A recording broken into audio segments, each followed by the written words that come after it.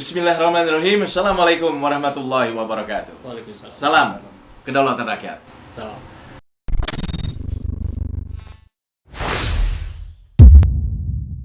Sahabat, nama Anies Baswedan begitu viral sekarang ini. Nama Anies Baswedan menjadi sorotan tentu saja. Sorotan dalam arti apakah itu untuk pihak yang nggak suka terhadap Anies Baswedan ataukah pihak yang memang mendukung Anies Baswedan. Termasuk nama Anies Baswedan ini menjadi gula yang dikerubuti semut gitu. Nah, sebetulnya apa yang membuat nama Anies Baswedan itu menjadi tokoh yang diperhitungkan terkhusus menjelang Pilpres 2024? Bersama kita sudah hadir Pak Tarmizi. Beliau adalah penggiat sosial dan juga pendakwah. Sekaligus juga ada Kang Saiful Zaman, pemilik channel Saiful Zaman. Pak Tarmizi, mungkin bisa diceritakan apa sebetulnya yang menyebabkan nama Anies Baswedan ini melambung gitu? Ya betul. Kalau saya lihat Anies Rashid Baswedan ini benar-benar beruntung gitu ya. Jadi beliau ini yang dulunya pendukung Jokowi JK di 2014 dan sempat jadi menteri dan akhirnya 2016 diberhentikan sebagai menteri. Ya. Ini momentum pertama beliau yang menarik simpati publik.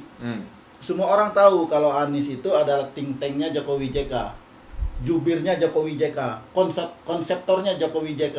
Ya. Jadi tiba-tiba di 2016 beliau diberhentikan sebagai Mendikbud. Ya. Yang dulu saya artinya berserbangan secara politik dengan Pak Anies, jadi simpati gitu. Ini ada apa gitu?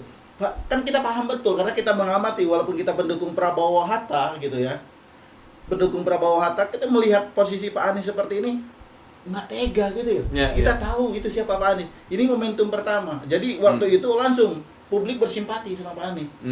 Wah, ini ada apa kan gitu. Nah, tak lama dari situ, mungkin ini skenario Allah. 2017 Pilkada DKI Jakarta rasa Pilpres. Bermula dari keseleonya lidahnya Ahok di Pulau Seribu. Muncul lagi simpati publik. Jadi dulu yang kita katakan itu Pilkada DKI Jakarta rasa Pilpres, semua itu nama Anies itu terkenal gara-gara Pilkada DKI. Padahal dia untuk mencalonkan gubernur DKI. Ya kan, kita lihat itu momentum kedua dan nama beliau sekarang melambung ketika melihat kunjungan ke daerah disambut baik karena memang Pilkada DKI rasa Pilpres. Nah, sekarang saya merasakan terus dan itu berefek sampai dengan hari ini. Jadi momentum yang ketiga itu adalah di 2024. Ini sepertinya 2024 ini kalau kita lihat momentumnya itu adalah momentumnya milik Pak Anies.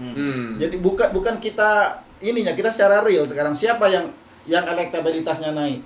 Pak Anies itu tanpa bekerja timnya untuk menaikkan elektabilitas. Pak Anies itu masih bertugas di Jakarta. Nggak ada kampanye segala macam. Tapi itu mengalir bagai air, bagai magnet, kata Kang Epul itu mendekat semua ketika Pak Anies kunjungan ke Lombok, ke Balikpapan, ke Bandung gitu. Itu luar biasa sambutan.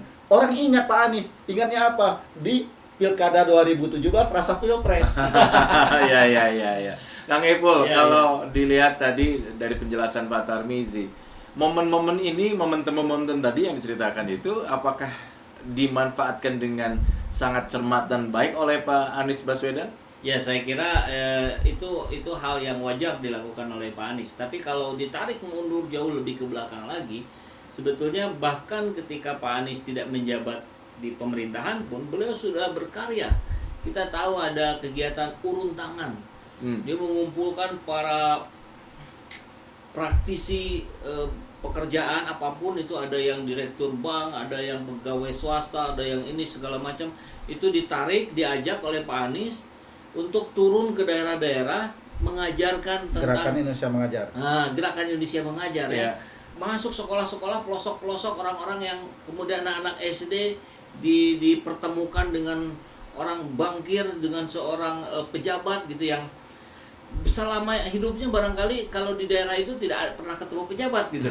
Nah, jadi ada motivasi, gerakan motivasi yang luar biasa dari seorang Anies Baswedan. Saya kira itu menjadi titik yang lebih awal sebelum kemudian beliau bergabung dengan timnya Pak Jokowi. Dan menariknya adalah memang saya kira dimanapun di dunia ini orang yang terzalimi oleh penguasa itu akan mendapatkan respon yang besar dari rakyat. Dan itu sebetulnya sudah terjadi juga pada Ibu Mega dulu gitu, ketika PDIP-nya akan diambil alih oleh peristiwa Kuda Tuli itu ya. Suryadi ya betul. Akhirnya kan di situ titik kebangkitan PDIP. Nah kemudian rasanya mungkin dari situlah kita lihat ada beberapa pola yang itu memang dimanfaatkan, seperti Pak Anies memanfaatkan momentum itu. Tapi ada juga yang diada-adakan gitu ya. Jadi ada playing victim gitu. Merasa seolah-olah dirinya disudutkan, disalahkan, dihina dan sebagainya untuk menarik simpati. Tapi ya kita sebetulnya bisa merasakan, karena itu kan persoalannya persoalan emosi, persoalan rasa. Rasa itu sulit dibohongi gitu. Ya seperti bagaimana Pak Anies ketika datang ke satu tempat kemudian dikerubuti dengan pejabat lain yang datang dikerubuti. Kerumunannya sama tapi yang ini settingan, yang ini natural gitu. Betul. Nah jadi kalau pertanyaannya apakah Pak Anies memanfaatkan, jelas memang dimanfaatkan, tapi dimanfaatkan untuk proses continuous improvement, untuk karya yang lebih termanfaatkan. Kan kita tahu bagaimana kekuasaan tanda tangan pejabat Pak Jokowi dengan saya hari ini gitu kan. Makanya kenapa seorang yang baik seperti Anies Baswedan itu saya kira banyak orang mendoakan untuk menjadi pemimpin tertinggi di negeri ini, agar negerinya juga menjadi baik gitu. Tapi apa iya sih itu saja bisa membuat momentum tadi, kemudian prestasi melalui programnya Pak Anies, apa iya sih itu cukup itu saja yang membuat Pak Anies menjadi besar seperti sekarang namanya Pak Tarmizi? Jadi saya melihat ya dari ada semacam, ini dugaan saya gitu ya. Tanggal 13, 20, 25. Yang booming itu tanggal 13 dan tanggal 20. Itu benar-benar milik Pak Anies momentum itu, yaitu ketika peresmian IKN dan ketika Mandalika. Itu panggungnya Pak Anies, bukan panggungnya Jokowi. Jadi ada, maaf ini ya, ini kan kita hanya bisa menduga-duga gitu ya. Jangan-jangan nih Pak Jokowi sekarang udah mulai mendukung Anies. Soalnya kenapa? Kok jadi Mandalika? Kita lihat kan itu kan jadi besar namanya Pak Anies. Sama di kasus IKN. Kenapa yang besarnya bukan Jokowi? Jadi mungkin Jokowi ingin menebus kesalahan, tanda kutip, menebus ke Pak Anies. Ya deh, sekarang milik panggungmu gitu ya. Aku mendukung dari belakang. Tapi itu tidak dipublish, tidak diungkapkan. Tapi kita yang orang umum ini, jangan-jangan Pak Jokowi sekarang mendukung Anies ya. Karena mendukung Ganjar, sepertinya Ganjar agak berat dapat tiket dari PDIP kan gitu. Kan bisa jadi namanya politik kan. Ini biasanya di belakang tokoh-tokoh ini ada konseptor ini, ada think tank ya kan, yang membuat pergerakan di setiap momen, kemudian panggung baik itu yang kasat mata terlihat di setting maupun yang tidak terlihat di setting gitu loh. Kang, saya pun melihatnya sebenarnya di belakangnya ada tim gitu yang membuat Anies. Tim khusus untuk persiapan Anies Presiden 2024 tidak ada. Tidak ada. Saya pastikan itu belum ada. Tidak ada, belum ada. Karena suatu saat pasti ada. Tapi tim yang menemani Pak Anies, yang memberikan masukan-masukan, saya kira itu sudah pasti ada. Karena siapapun pejabat yang ada di level itu pasti ada. Staf khusus, staf ahli dan sebagainya. Nah, yang menarik adalah ketika seorang pemimpinnya saja sudah secerdas Pak Anies, biasanya orang-orang yang berada di lingkungannya itu tidak jauh gitu. Pasti juga PhD misalkan para doktor dan seterusnya. Sehingga kita bisa lihat bagaimana aksi-aksi seorang Anies Baswedan itu selalu nampak elegan gitu. Selalu tampak menunjukkan kewibawaan dan itu natural gitu. Bagaimana ketika misalkan Pak Jokowi ngeluh tentang impor barang segala macam, kemudian Anies menjawab di forum masjid misalkan, memastikan bahwa dia kan dikasih sorban tuh. Ini sorbannya lokal atau impor nih? Mudah-mudahan lokal ya. Jadi selalu nuansanya itu nuansa kesejukan yang bisa kita dengar dan kita terima.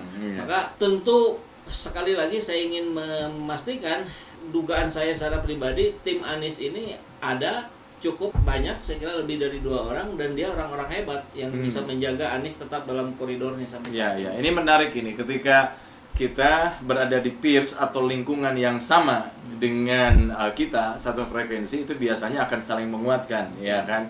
Istilahnya kalau bahasa Inggris itu your vibe attracts your tribe attracts your vibe.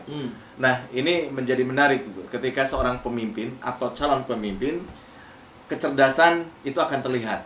Maka biasanya itu akan juga menularkan ke orang-orang di sekitarnya.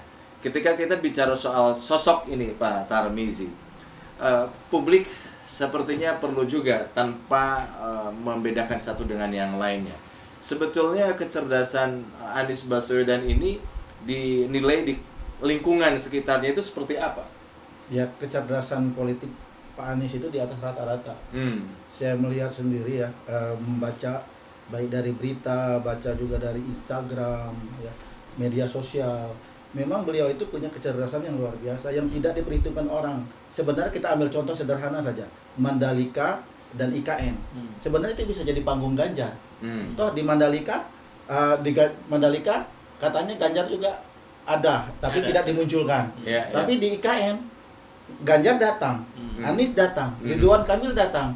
Tapi kenapa yang jadi panggung itu justru Anies? Hanya membawa tanah dari kampung akuarium, sementara yang lain bawa kampung keramat. Jadi waktu itu gagalnya IKN, ritual kendi Nusantara itu gara-gara Anies bawa tanah dari kampung akuarium. Kan gitu. Ini kan suatu hal yang justru menguntungkan Anies. Kenapa yang tanahnya yang digoreng oleh buzzer gitu ya? Justru enak diuntungkan gitu ya. Kayak Mandalika, itu kan ada pawang hujan. Justru panggungnya Anies justru. Kenapa jadi menarik gitu? Malah kalau kita lihat video nggak tahu itu benar atau tidak. Kenapa Pak Jokowi jadi cepat-cepat lari kan gitu? Mungkin ini nih panggungnya Anies gitu. Itu akan manfaatkan. Kan tidak menutup kemungkinan. Iya. Pak Jokowi beralih dukungan ke Anies kan? Iya. Ini menarik tadi waktu dijelaskan IKN ya, soal IKN. Yang lain membawa tanah dan air dari tempat-tempat yang dinilai ya kan dianggap keramat dan sebagainya. Justru Anies Baswedan mengambil air dan tanah dari tempat yang mewakili rakyat. Ya kan, di situ kepedihan rakyat itu. Ini pilihan cerdas ya Kang Ebo. Iya, cerdas. Artinya bisa dilihat dari momen-momen yang dipilih oleh Anies dimanfaatkan dengan sangat cerdas gitu. Betul. Ini luar biasa gitu loh. Nah, semoga saja ke depan juga ada momen-momen yang dimanfaatkan dengan begitu jeli, dengan begitu cerdas ya Kang Epul, betul. Baik, kita akan membahas hal-hal lain lagi yang terkait dengan Pilpres tentu saja di channel Saiful Zaman. Saya Jules Syafi'i. Assalamualaikum warahmatullahi wabarakatuh. Waalaikumsalam. Seperti biasa, bagi yang ingin membersamai kami dengan membantu operasional channel ini, sahabat bisa mendonasikannya ke nomor rekening yang ada di bawah sini. Dan silakan untuk mengkonfirmasikannya ke nomor yang ada di sini.